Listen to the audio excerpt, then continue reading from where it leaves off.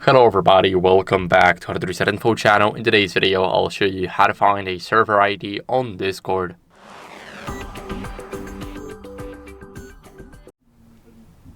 So first, what you guys want to do is go over onto your server. Now click on it and go to server settings. Once you're in the server settings, what are we going to do is we're going to go to engagement, and in the engagement we need to scroll down, enable server widget.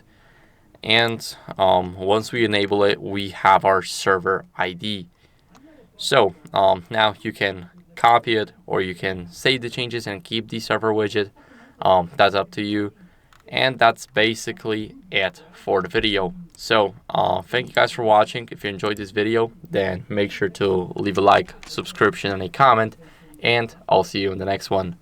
Bye.